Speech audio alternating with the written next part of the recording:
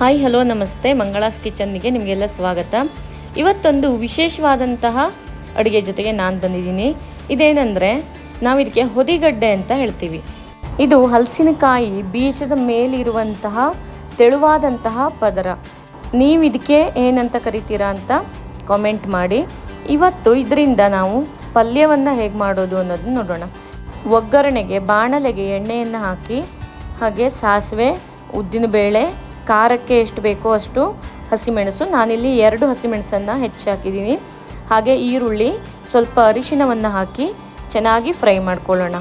ಇದಕ್ಕೆ ನೀವು ಸ್ವಲ್ಪ ತೆಂಗಿನ ತುರಿ ಕೂಡ ಆ್ಯಡ್ ಮಾಡ್ಬೋದು. ನಾನಿಲ್ಲಿ ಹಾಕಿಲ್ಲ, ನಿಮಗೆ ಬೇಕು ಅನಿಸಿದರೆ ನೀವು ಅದನ್ನು ಕೂಡ ಹಾಕ್ಕೊಳ್ಳಿ.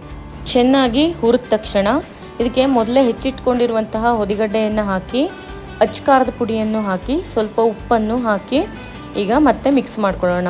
ನಾನಿಲ್ಲಿ ಅಚ್ಕಾರದ ಪುಡಿಯನ್ನು ಯಾಕೆ ಹಾಕಿದ್ದೀನಿ ಅಂದರೆ ಕಲರ್ ಚೆನ್ನಾಗಿ ಬರುತ್ತೆ, ಮತ್ತು ಹಸಿಮೆಣಸು ತುಂಬ ಖಾರ ಇಲ್ಲದೆ ಇರೋದ್ರಿಂದ ನಾನು ಅಚ್ಕಾರದ ಪುಡಿಯನ್ನು ಹಾಕಿದ್ದೀನಿ. ನೀವು ಕೂಡ ಹಸಿಮೆಣಸನ್ನು ಯೂಸ್ ಮಾಡಲ್ಲ ಅಂತಿದ್ದರೆ ಅಚ್ಕಾರದ ಪುಡಿಯನ್ನೇ ಹಾಕ್ಬೋದು. ಇದು ಬೇಯೋದಕ್ಕೆ ತುಂಬ ಟೈಮ್ ತೊಗೊಳ್ಳಲ್ಲ, ಒಂದು 5 ನಿಮಿಷಕ್ಕೆಲ್ಲ ಬೆಂದು ಹೋಗಿಬಿಡುತ್ತೆ. ಹಾಗಾಗಿ ಇವೆಲ್ಲ ಫ್ರೈ ಆದಮೇಲೆ ಸ್ವಲ್ಪ ಕೊತ್ತಂಬರಿ ಸೊಪ್ಪನ್ನು ಹಾಕಿ ಮತ್ತೊಂದು ಸಲ ಚೆನ್ನಾಗಿ ಮಿಕ್ಸ್ ಮಾಡಿದರೆ ರುಚಿಕರವಾಗಿರುವಂತಹ ಹೊದಿಗಡ್ಡೆ ಪಲ್ಯ ರೆಡಿ. ನೀವು ಕೂಡ ಈ ರೆಸಿಪಿನ ಟ್ರೈ ಮಾಡಿ ಹೇಗಾಗಿದೆ ಅಂತ ಕಾಮೆಂಟ್ ಮಾಡಿ.